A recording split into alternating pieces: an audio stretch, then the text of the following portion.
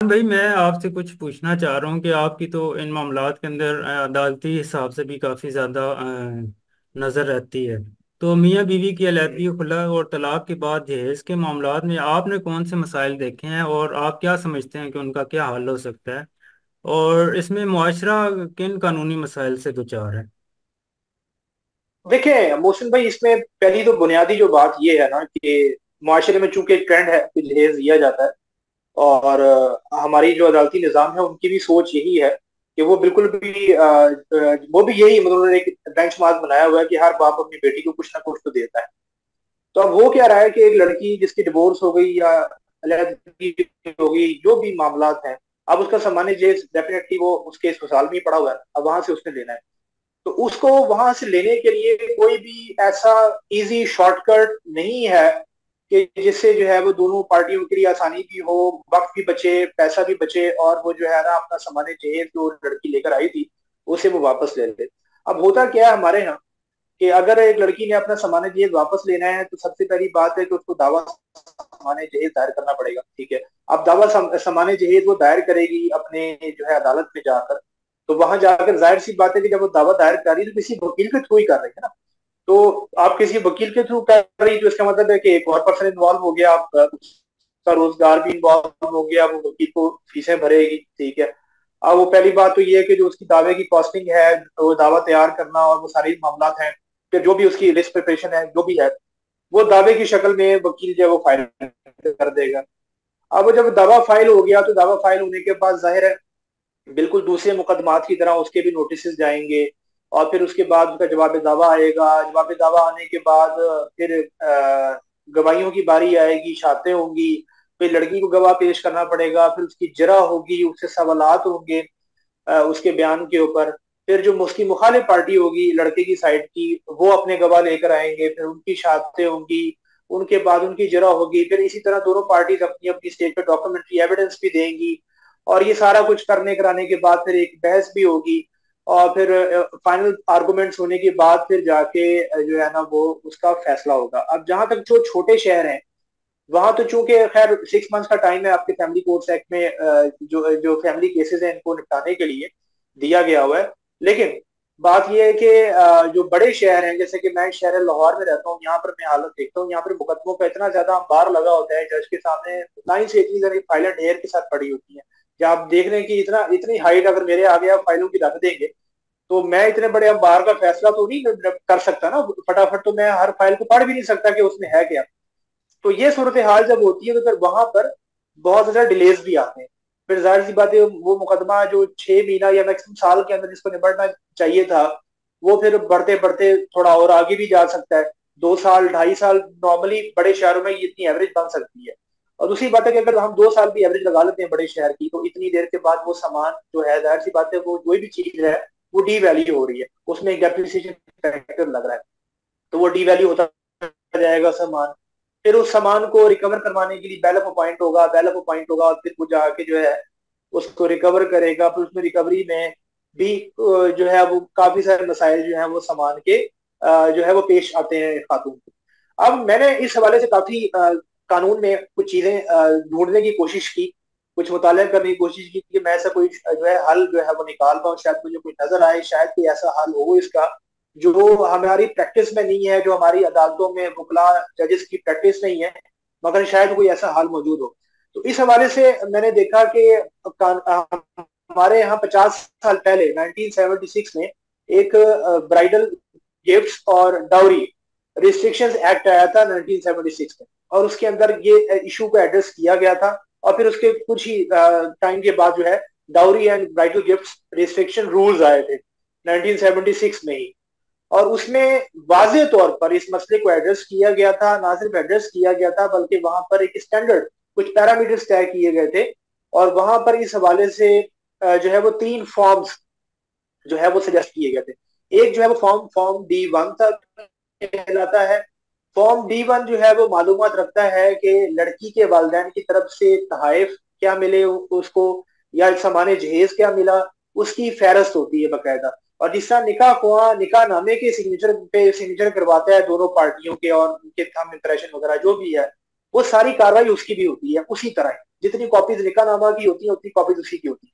इसके अलावा एक फॉर्म D2 था, और वो फॉर्म D2 जो है वो उस पे लिखा होता है कि जो लड़के की तरफ से जो मिल रहे हैं, कोई ज्वेलरी दे रहा है या वो कोई और दे रहा है सामान, अब लड़की को कोई अंगूठी दे रहा है, तो वो उसकी डिटेल्स लिखिए, फिर उसके पेरेंट्स के दस्तखत भी उसके ऊपर आएंगे। इस तरह एक फॉर्म D3 भी था, जिसपे दोनों पार्टियों के ने जो एक्सपेंसेस किए, शादी के अखराजात जो हुए, उसकी डिटेल्स थी। अब मैंने ये देखा कि जब कानून में 50 साल पहले ये चीज लिखी है, तो ये तो प्रैक्टिस में है ही नहीं हमारे यहाँ। तो ऐसा तो नहीं है क्या कि यहाँ पर जो है कि ये चीज कोई मतरूक हो गई थी बाद में, या कुछ ओवर रूल हो गया, कुछ डिसीजन ऐसे आए। तो हैरत की बात ये थी कि जब मैंने मुताला करना शुरू किया, तो मैं 2013 में मेरे सामने एक जजमेंट आई। इसमें बहुत सारी जजमेंट्स के अंदर आला अदलिया की जिक्र जरूर आया है, dowry and bridal gift restrictions act का, रूल्स का भी जिक्र आया। और वहां पर ये बात लिखी हुई है। और 2013 PLD 11 इस्लामाबाद हाई कोर्ट का जो है वो एक फैसला, जजमेंट भी मेरी नजर से गुजरा, उसमें बकायदा जो है वो इस चीज को उठाया गया था, यानी कि जज साहब ने उसमें ये बात लिखी हुई थी कि जो फहरस्त से सामान जहेज होती है, उसको तैयार करने जो है वो किया ही इस पे जाता है फॉर्म D1 के ऊपर। ठीक है, लेकिन इतनी बड़ी चीज है, अब आई डोंट नो कि हमारे यहाँ ये क्यों नहीं बताई जा रही, क्या मसला है इसके अंदर। मेरा ख्याल है कि हम कानून मौजूद है, और हम सारे जो है, जो निगाह खान साहब जो है, खैर पता तो उनको भी नहीं होगा कि फॉर्म D1 क्या है, लेकिन जो लड़की वाले हैं वो खुद तो ये स्टेप ले सकते हैं ना। इंटरनेट पर फॉर्म मौजूद है, मैंने अपलोड कर दिया है, खैर इंटरनेट में भी मुझे नहीं मिला था तो मैंने कर दिया।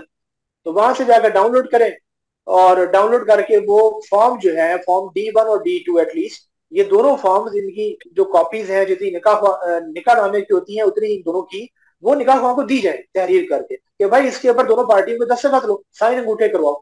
अब उससे फायदा क्या होगा कि अब वो साइन अंगूठे हो गए, दस्तखत हो गए, उस सामान का रिकॉर्ड बन गया, जो लड़के ने दिया है वो भी आ गया तहरीर में, और जो लड़की ने दिया है वो भी सारा तहरीर में आ गया।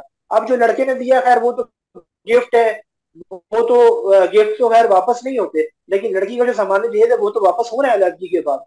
तो वो लिस्ट जो है उसके पास महफूज होगी, दोनों पार्टीज के पास महफूज होगी, उसकी कॉपी यूनियन काउंसिल में भी मौजूद होगी।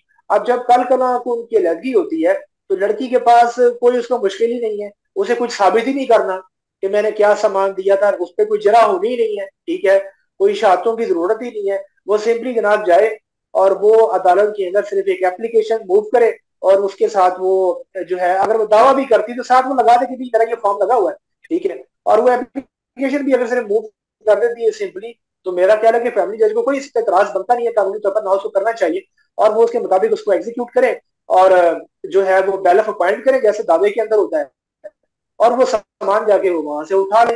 इसमें कोई बहस की बात ही नहीं है। लड़के वाले भी अपने साइन अंगूठे ऑलरेडी दे चुके हैं, ना उनके कोई मुकरने का मसला है कि फलानी चीज आई थी या नहीं आई थी, ना इनका कोई प्रॉब्लम है कि इन्हें कुछ साबित करना पड़ेगा कि हमने ये भी दिया था या वो भी दिया था।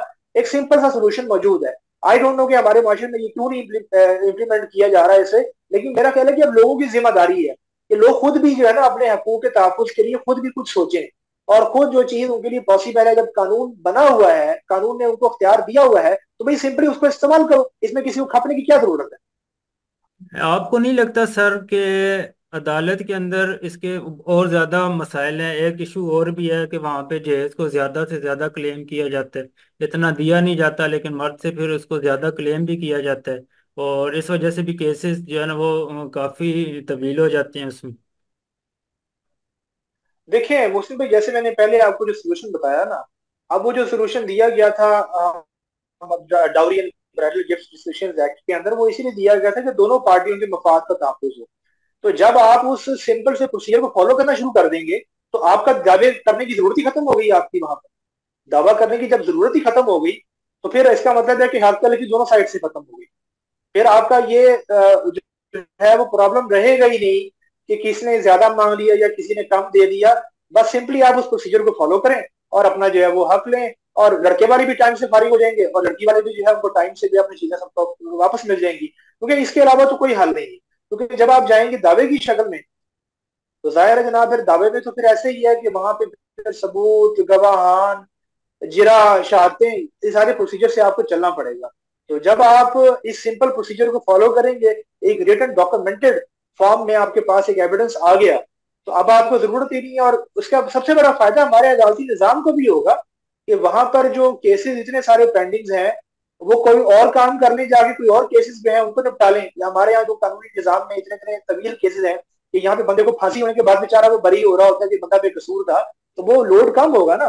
तो इस तरह तो जो अभी सूरत हाल चल रही है, बजाय लोड कम होने की ज्यादा बढ़ रहा है। तो इससे मैं समझता हूँ कि अदालती निजाम को भी बहुत फायदा होगा कि प्रोसीजर सिंपल हो जाएगा, दावे करने की जरूरत ही खत्म हो जाएगी, और सबको जो है वो उनका मसले भी हल हो जाएंगे बगैर किसी एतराज के।